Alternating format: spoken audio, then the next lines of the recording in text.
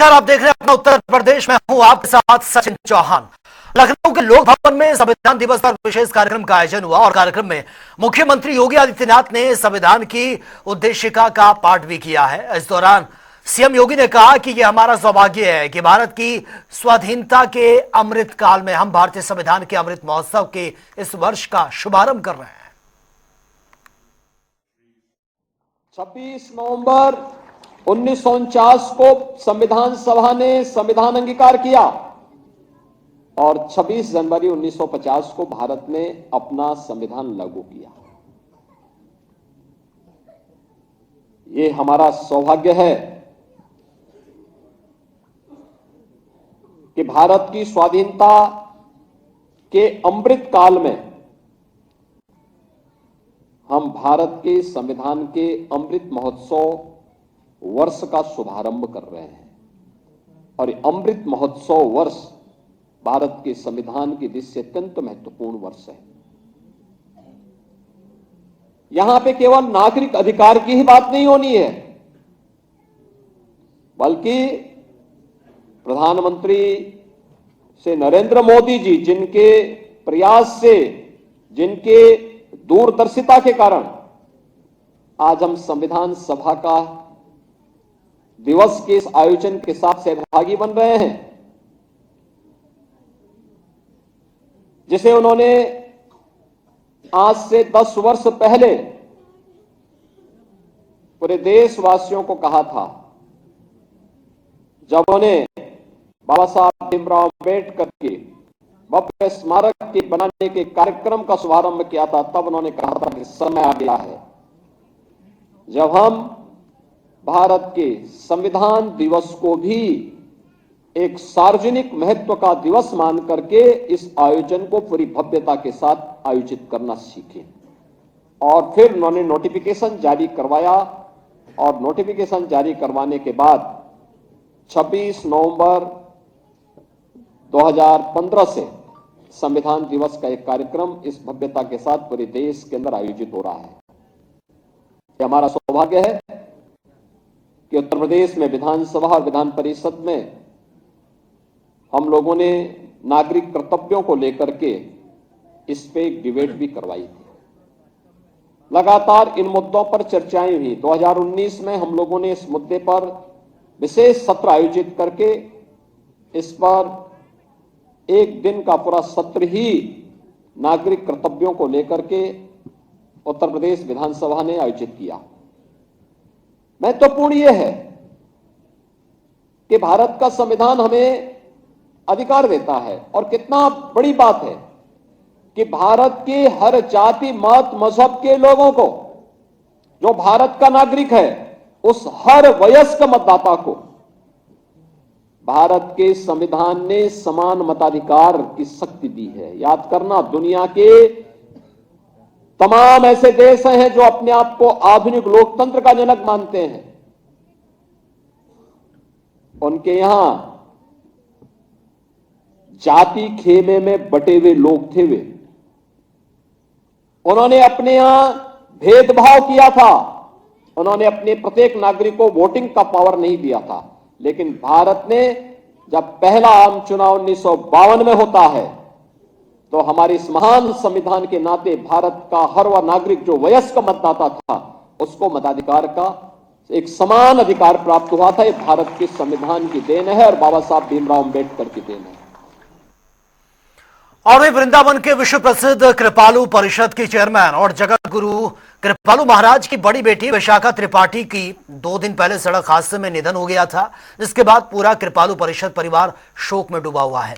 वहीं वृंदावन के प्रेम मंदिर स्थित प्रार्थना हॉल में मृतक विशाखा त्रिपाठी का शव ये कल शाम लाया गया, जहां पर उनके शव को भक्तों ने उनके दर्शन भी किए और प्रतिदिन हजारों लोग उनके अंतिम दर्शन के लिए पहुंच भी रहे हैं।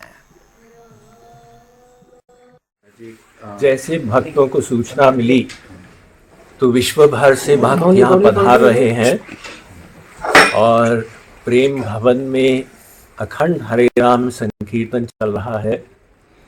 तो हजारों भक्त वहाँ पर एकत्रित हैं और भी आ रहे हैं, रास्ते में हैं। सब लोगों की इच्छा है कि अंतिम दर्शन कर पाएं बड़ी दीदी का। और मझली दीदी यहाँ पहुँच चुकी हैं। छोटी दीदी के यहाँ पहुँचने की हमको आशा है जल्दी से जल्दी। तो उनके निर्देशन में अंतिम क्रिया 28 तारीख को केशी घाट पर की जाए। तरह से पूरा कार्यक्रम आगे कार्यक्रम के विषय में भैया जी ने आपको बता ही दिया, वही कार्यक्रम है 28 तारीख को। उसके बाद की जो भी व्यवस्था होगी वो अभी प्लानिंग नहीं हुई है। जो हमारे ट्रस्टीज़ हैं वो आपस में मीटिंग करके करेंगे, लेकिन हमारा पूरा विश्वास है कि हमारी व्यवस्था इसी प्रकार से चलती रहेगी। हमें गुरु के ऊपर भी पूर्ण विश्वास है और हमारी दीदी लोगों का जो परिश्रम है, जो उन्होंने व्यवस्था बना दी है, वो इसी प्रकार से चलती रहेगी। उसमें किसी प्रकार का व्यवधान नहीं आएगा। हाँ, इस समय सभी लोग अत्यधिक दुखी हैं और चारों ओर से लोग आ ही रहे हैं यहाँ पर। तो इस समय तो अभी केवल 28 तारीख तक का कार्यक्रम निश्चित किया गया है। उसके बाद का जो भी कार्यक्रम होगा वो बाद में ही डिसाइड होगा। संगम नगरी प्रयागराज पुलिस को बड़ी सफलता मिली है। आपको बता दें कि बहादुरगंज में सर्राफा व्यापारी के यहां पर चोरी की घटना का पुलिस ने खुलासा कर दिया है। आपको यह भी बता दें कि एसीपी मनोज कुमार ने बाकायदा प्रेस कॉन्फ्रेंस की है इस मामले को लेकर। उन्होंने कहा कि सर्विलांस सेल और मुखबिर की सूचना पर अंशुल चौरसिया को गिरफ्तार किया गया है, जिसके पास से सफेद धातु के आभूषण बरामद हुए हैं, जिसकी अनुमानित कीमत लगभग 3.5 लाख के आसपास बताई जा रही है। वहीं चोरी की घटना में 2 अन्य और लोग भी शामिल थे, जिन्हें पुलिस जल्द गिरफ्तार कर लेगी।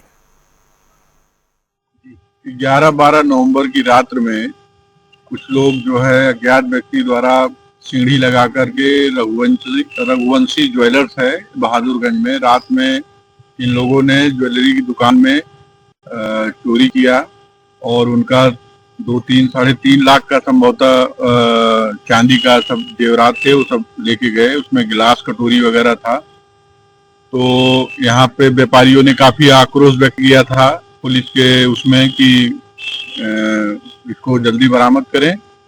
तो हमारे अधिकारियों ने, मेरे द्वारा भी निर्देश दिया गया, कोतवाली पुलिस टीम द्वारा सक्रियता लगातार इन लोगों ने बनाए रखा और डे 1 से ही लोगों ने काफी अच्छा प्रयास किया। और कोतवाली इंस्पेक्टर के निर्देशन में चौकी इंचार्ज बहादुरगंज, सूरजकुंड, घंटाघर और इनकी पूरी टीम जो तत्परता से और बड़े ही कम समय में 11-12 दिन में इन्होंने केस को 100% वर्कआउट किया है। और ये मतलब इनकी उपलब्धि है कि कहीं भी 100% नहीं होता है, लेकिन 100% इन लोगों ने बरामद किया। और जो रघुवंशी ज्वेलर्स के जो मालिक हैं विकास सिंह, उन्होंने पुलिस की काफी सराहना की और प्रोत्साहित किया और मेरी तरफ से कोतवाली टीम को भी की सराहना की जाती है। कानपुर देहात में किसानों की समस्याओं को लेकर डीएम काफी सख्त नजर आए हैं। आपको बता दें कि डीएम आलोक सिंह और खाद्य विपणन अधिकारी राघवेंद्र प्रताप सिंह ने धान क्रय केंद्रों का निरीक्षण किया, साथ ही किसानों से बातचीत भी हुई है। और बातचीत के बाद डीएम ने अधिकारियों को निर्देश भी दिए हैं। कहा किसानों के साथ बहुत ही प्यार से बातचीत करें, मधुर व्यवहार होना चाहिए। वहीं डीएम ने यह भी कहा कि मानक के नाम पर अनावश्यक किसानों की उपज को रिजेक्ट न किया जाए और जमीनी स्तर पर अधिकारी किसानों को गांव-गांव जाकर उनको जागरूक भी करें। आदरणीय जिलाधिकारी महोदय द्वारा हमारे धान क्रय केंद्र अकबरपुर का निरीक्षण किया गया और निरीक्षण के समय उस समय हमारे सभी क्रय केंद्र प्रभारी उपस्थित रहे और जिलाधिकारी महोदय ने किसानों से भी वहां पे वार्ता की और निर्देश दिए हैं कि जो भी खरीद की जा रही है उसमें किसानों को किसी भी प्रकार की कोई समस्या न हो। दूसरे जो धान अभी वर्तमान में खरीदा गया है, अभी क्रय केंद्रों पे पड़ा हुआ, उसे शीघ्र उसे उन्होंने मिलर्स को डिलीवर करने के निर्देश दिए हैं और चावल का प्रेषण तत्काल कराया जाए। और जिलाधिकारी महोदय ने ये भी निर्देश दिए हैं कि गांव-गांव जाएं, केंद्र प्रभारी जाएं और लोगों से संपर्क करें, पंजीयन बढ़ाएं और कृषकों से अगर आवश्यकता हो तो उनके गांव में ही जाकर के उपज का क्रय करें, जिससे सरकारी योजना का लाभ उन्हें प्राप्त हो सके।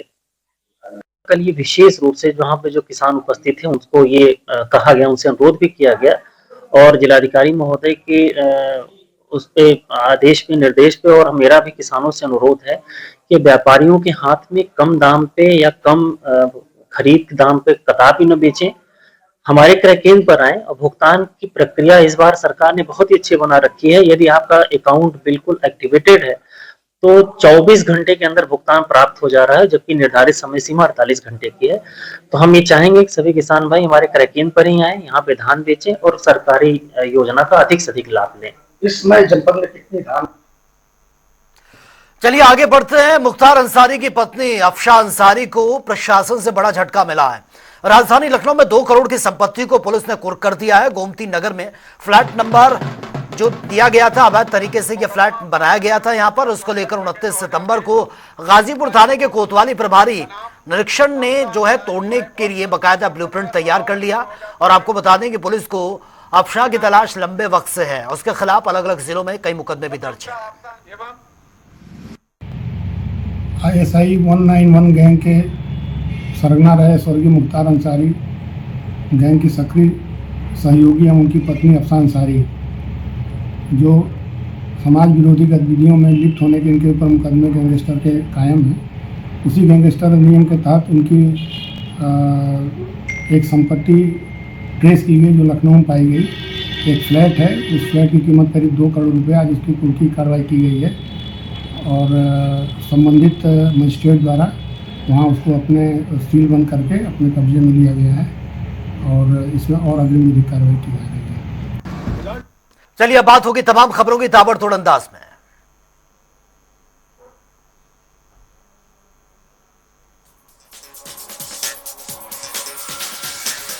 बदायूं में 2 बाइकों की जबरदस्त टक्कर लगने से एक की मौत की खबर।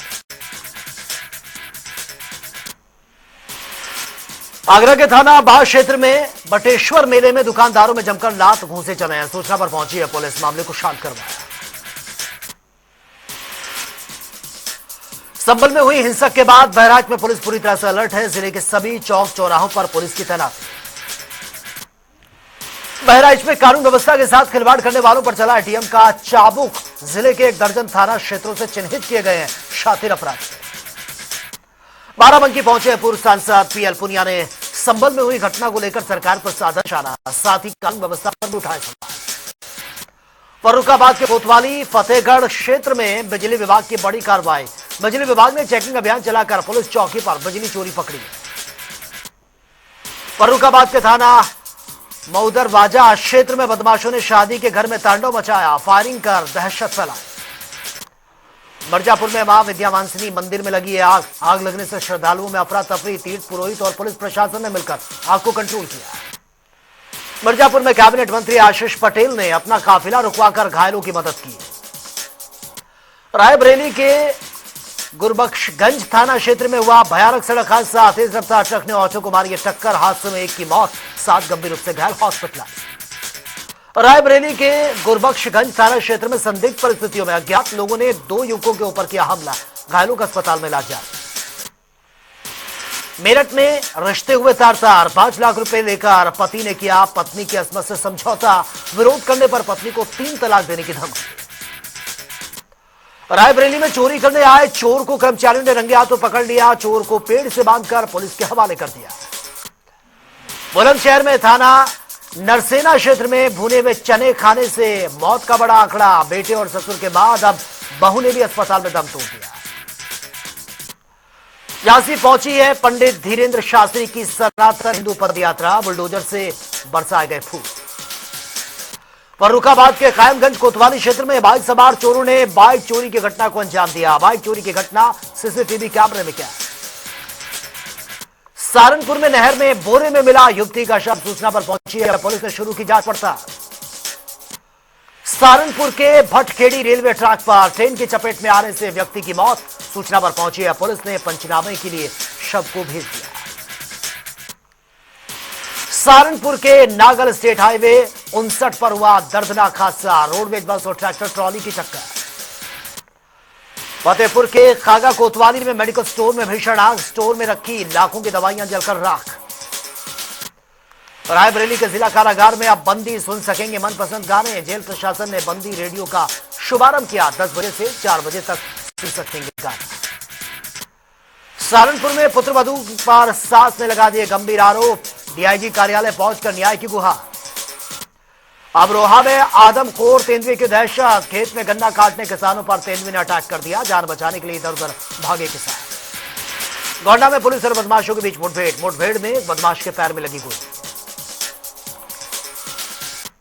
बागपत में मामूली विवाद को लेकर दो पक्षों में खूनी संघर्ष में 10 से अधिक ज्यादा लोग घायल, हॉस्पिटल। लखनऊ में राज्यपाल आनंदीबेन पटेल ने एथलेटिक्स चैंपियनशिप का शुभारंभ किया। कार्यक्रम में बेसिक शिक्षा मंत्री संदीप सिंह भी मौजूद रहे। मेरठ में शातिर बदमाशों के साथ पुलिस की मुठभेड़ में 25,000 का इनामी बदमाश मोनू घायल। औरैया पुलिस को मिली बड़ी सफलता। पुलिस और स्वास्थ्य टीम ने युवक को जान से मारने की नियत से फरार करने वाले 2 आरोपियों को गिरफ्तार किया। हमीरपुर जिले में डीएपी खाद की मारामारी है। डीएपी खाद के लिए किसानों ने हंगामा किया। सहारनपुर के थाना नानौता पुलिस ने आधा किलो स्मैक सहित 2 नशा तस्करों को गिरफ्तार किया। उन्नाव में गंगा नदी पर बना ब्रिटिश जमाने का पुल अचानक से गिर गया। करीब 150 साल पुराना बताया जा रहा है ये पुल।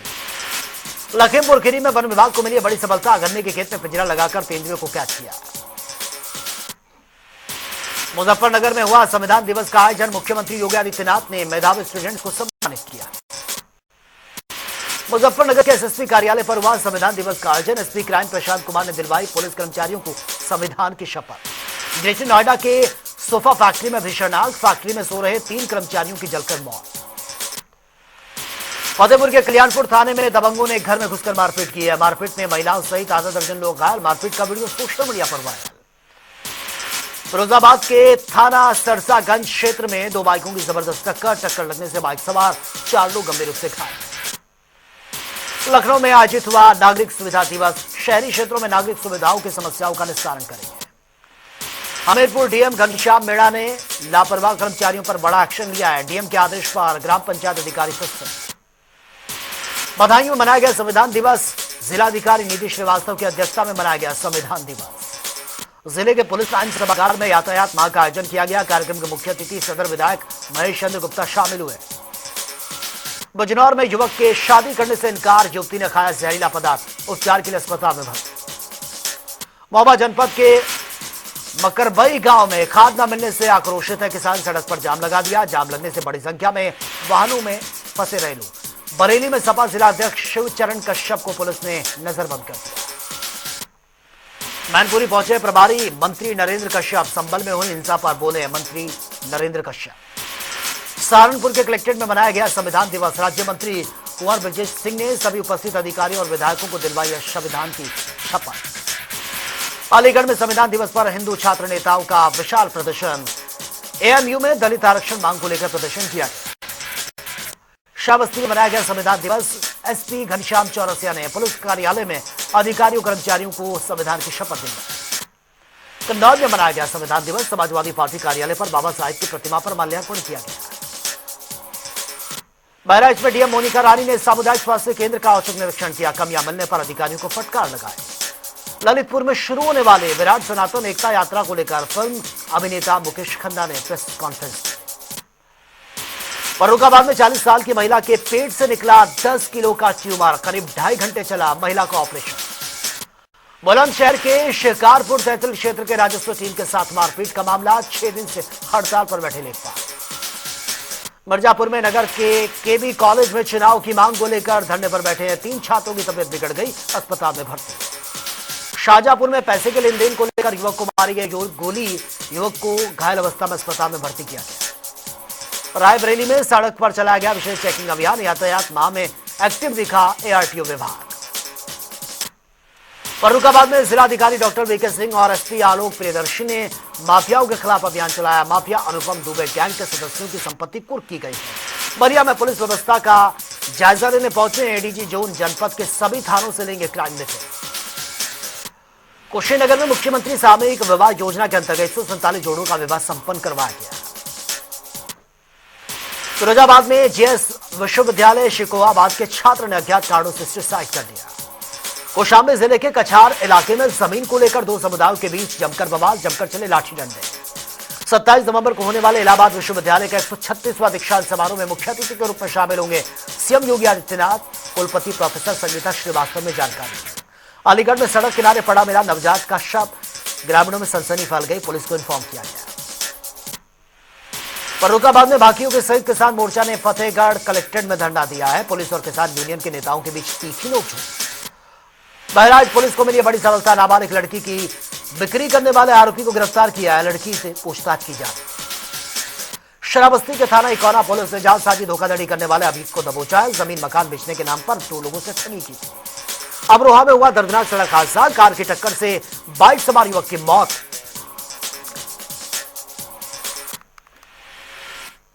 तो फिलहाल इस बुलेटिन में मेरे साथ इतना ही, लेकिन तमाम खबरों के लिए आप बने रहिए जनता टीवी के साथ। नमस्कार।